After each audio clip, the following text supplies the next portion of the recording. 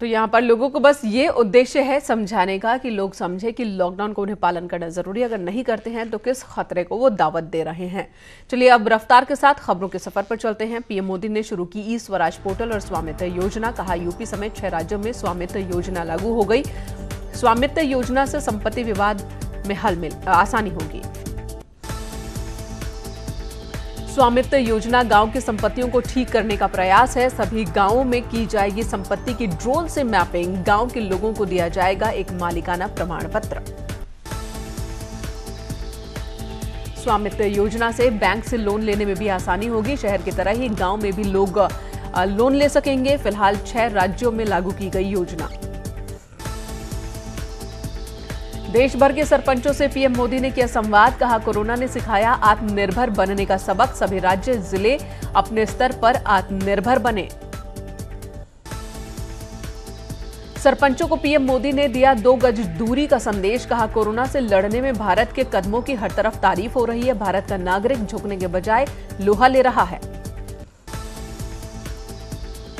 PM बोले corona महामारी ने बदला काम करने का तरीका। जैसी नहीं की थी कल्पना वैसी वैसी हो रही है बातें।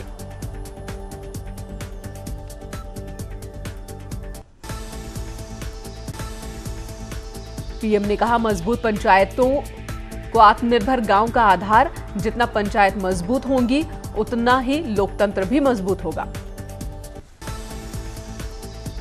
सरपंचों से बातचीत में पीएम मोदी ने 1 का जिक्र कर राजीव गांधी पर चुटकी ली। कहा दिल्ली से 1 रुपए भेजने पर अब पहुंचते हैं पूरे पैसे।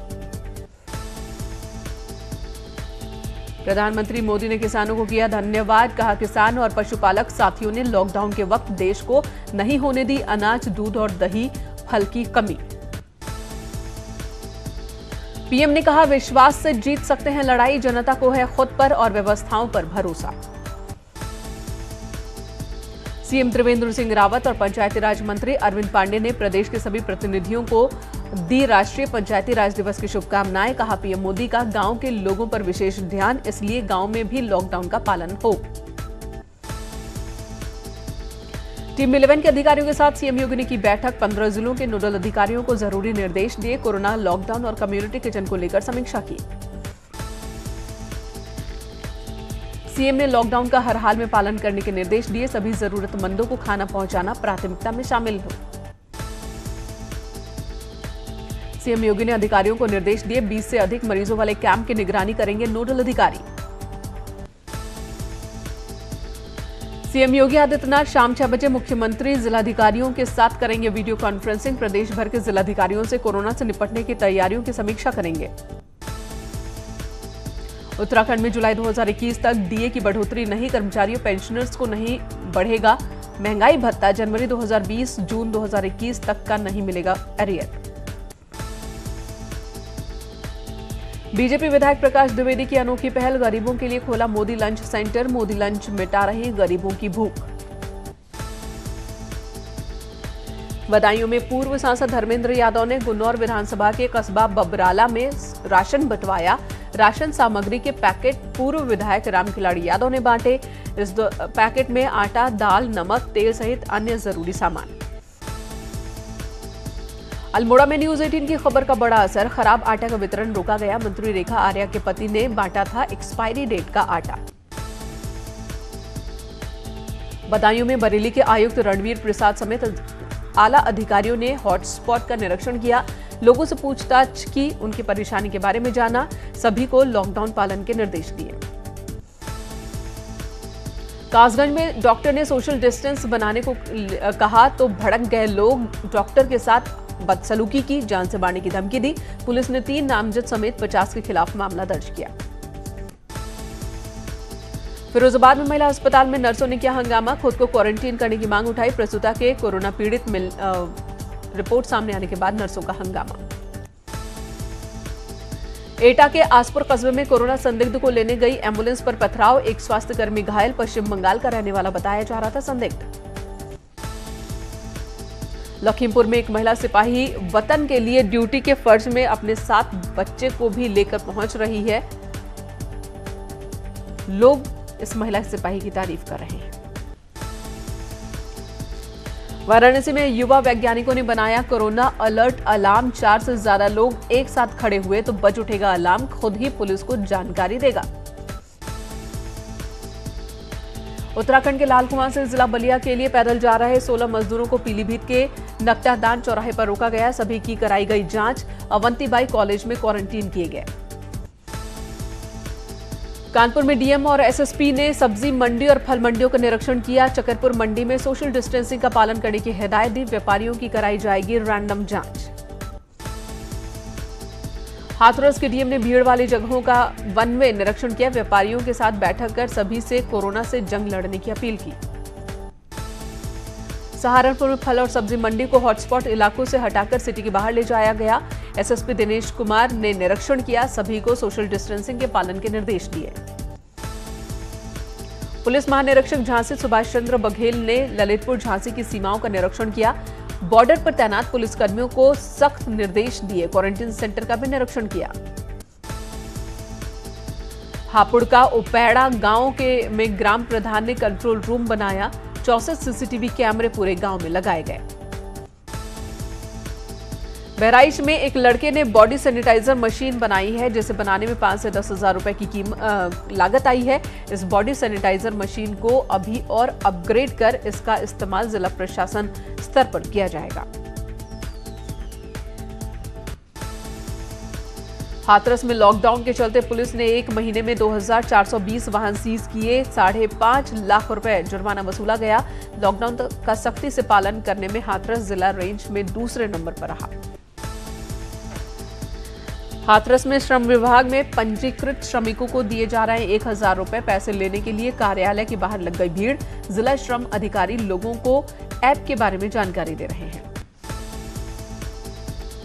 बदायूं पुलिस पर लॉकडाउन के दौरान कई लोगों को पीटने का आरोप। डीएम ने मामले का संज्ञान लिया। पीड़ित को हॉस्पिटल भिजवाया। दूसरे मामलों में बोलने से बच रहे अधिकारी। पिटकुल पर पड़ा लॉकडाउन का असर। उधम सिंह नगर और जाफरपुर सब स्टेशन और हरिद्वार का सब स्टेशन काम नहीं कर रहा है। हरिद्वार से टिहरी पहुंचे 11 युवक होटल में करते थे काम। सभी को क्वारंटीन किया गया।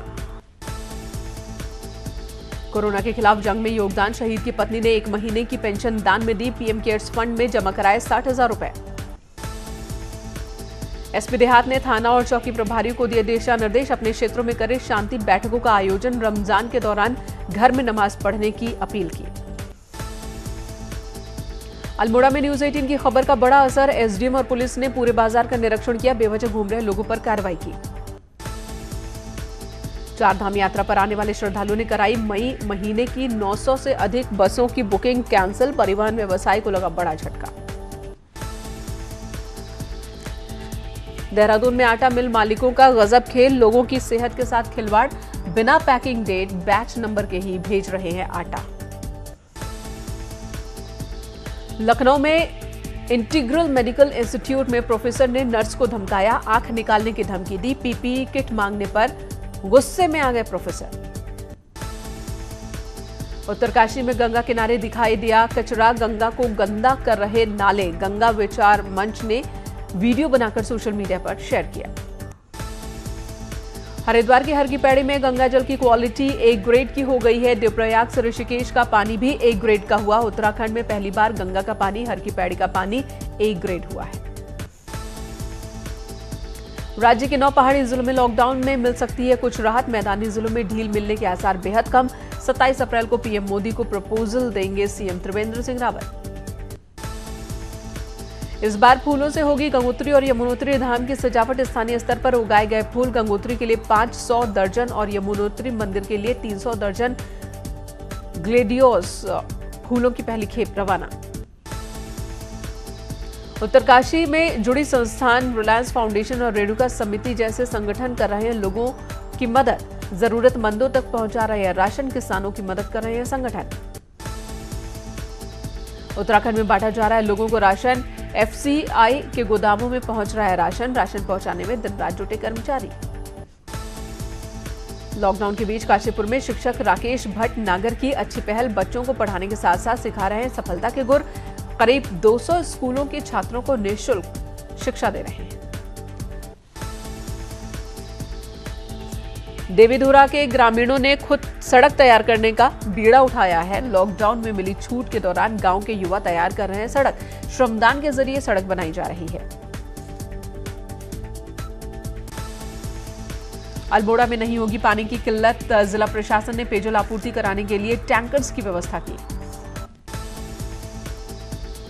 ललितपुर में लॉकडाउन के बीच 2 दबंग परिवारों में आपसी विवाद हो गया। जमकर लाठी डंडे चले। दोनों पक्षों के 5 लोग गंभीर रूप से घायल।